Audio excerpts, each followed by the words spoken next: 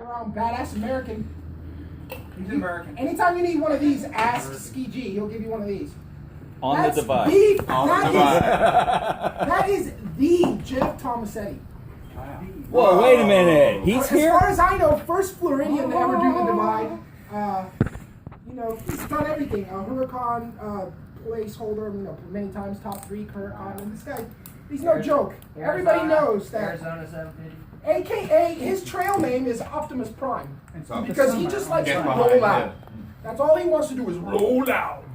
That's why we call him Optimus Prime.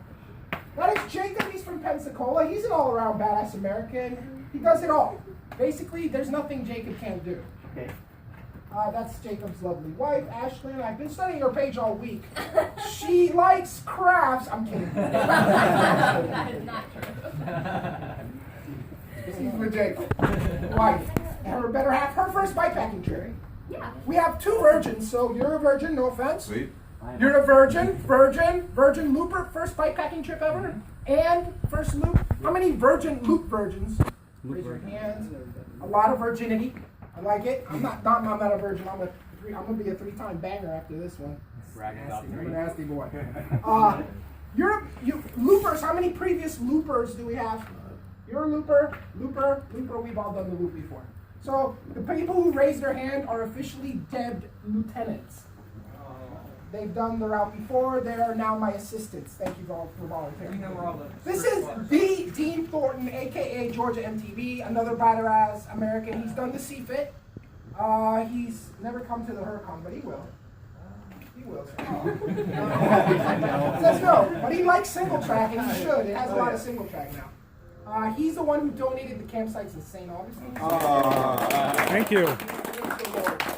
Because of people like him, I'm able to get what I need done because I'm a poor person. So he's like, we need campsites, and I'm like, yeah, but I'm poor. Will they take a promise from me? Will they take a little piece of paper? Like, I'm going to pay you when I get there. This is Nick. He's from the West Side. Professional hiker. I don't get paid. He will climb in a tree and save a kitten.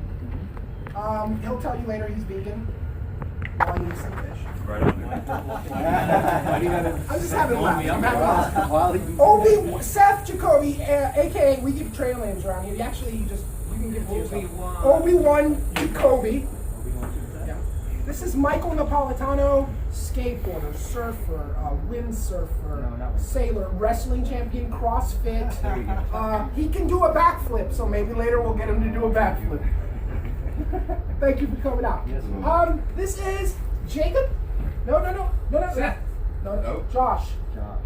I beat him in the Huracan. That's my claim to fame. Thank you. Whooped his ass. And we saw each other. We made eyes. We were like, backwards though. yeah. You know what? He went the right way. It was a lonely ride. I rode 210 miles before I saw anyone. And then when I saw Brian France, total deer in the headlights. Dude, he was like, I'm like, what's up, Brian? He's like, you good? I didn't even ask him if he was good. I asked what was up. He's like, I'm good, I'm fine. I'm like, okay, you're fine? He's like, yeah. I'm like, you're the first person I've seen all day except for you. Wait a minute, you saw me at about mile 50. Except for you. And it was a real cool encounter because he was out of it. And then after him, I saw Jason, who looked worse than Brian. Jason looked like someone stopped him during the ride and beat him up. He did. He was like disheveled. He was like, oh. He looked so. And then after him, there was like 8 people like in a fucking train, lights. I could see because we were going through this part of Claremont. In the back sections heading toward Green Swamp where it's like hilly pavement. So for miles I could see the lights coming like a train. It was wicked. I was like, oh my god, there they come, and they all flew by. Yeah, it was really fun. It was fun racing against you, and I'm glad you're out here, dude. This is Greg Rock. I know nothing about him, but I could make stuff up. I could let you know that Greg was an educator. He's also a veteran. He loves the color blue. He likes to ride bikes. He's obviously in shape. I mean, he's got like 15% body fat. I mean, this guy's a badass. I'm a runner actually. I play on the bikes during the summer, but I'm an ultra runner. That's what I'm doing right now anyway. I've done an Ironman, and so I'm playing. I'm doing, just seeing how far I can go before I kill myself, I guess. So. You're gonna go all the freaking way. Sorry. Newsflash: quitting is not allowed. Yeah, no. If you bonk and you need to get home, I will discuss every single route option with you. I am that knowledgeable of this area. I will tell you all your options on how you can get your ass home. I hear you could call a tow truck, but there is no segment. That's Brandon, aka B-Rides, all around badass American, Huracan finisher. You've never done the CFIT route, but he's done the Huracan like twice. He's done the TNGA route. He likes to ride bikes, a strong rider. He helps me, he's been sending me files and taking me places I don't want to go. Thanks for that. How do you get a nail in the middle of nowhere? That's the riddle last freaking weekend. In the middle of nowhere. They took me, you know what they did? They took me to a mud bog. You don't take a Krampus to a mud bog because all you're going to do is see me disappear. Because I would just like motor through that. It wasn't a mud bog in March. It wasn't a mud bog in March. It was, but you know what? I didn't complain. I just did it. We knocked it out.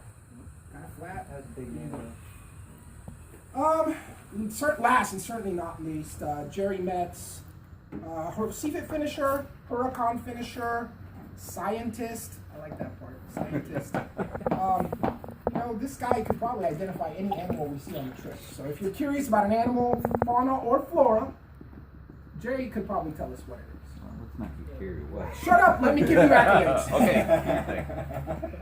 Last but not least, What's that? I'm really honored to have John Morehouse here. He's basically the guy, one of the people, I have like 3 people who inspired me to do what I do.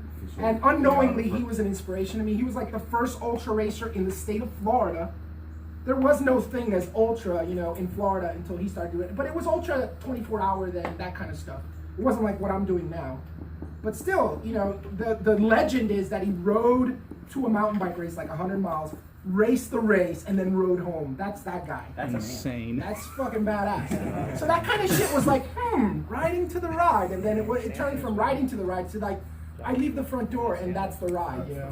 That's what it turned into. I got, you know, the way he was helped me challenge what I thought was possible, what humans could do, you know. Because in reality, the way that the human body is programmed, we have limiters built in, so like you don't fucking fizzle out and die in the middle of nowhere. But those limiters, you can play with them because the spirit is way more powerful than the limiters. The spirit can push you way farther. So being able to hear that there was guys that were doing that, I was like, well, he can do it. I mean, he puts on his pants the same way I do every day. You know, one leg at a time. So I figured I could do it too. So does everybody feel like they know it? Oh, you know me though, I'm Carlos. Who? I am your team captain for the day. I will take care of you. Today, we are going to be riding, first thing we're going to do is Chuck Lemon.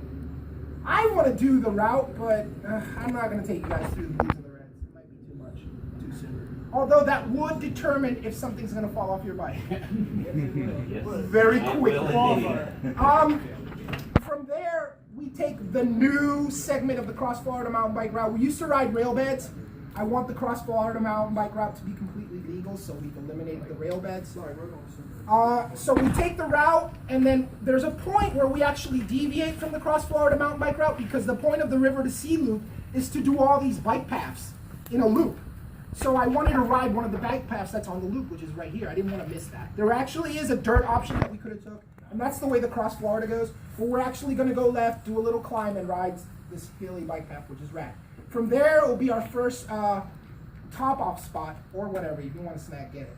Top-off spot, snack, but we roll. I mean, that's like a 5-minute stop. I want you guys on task. In, out.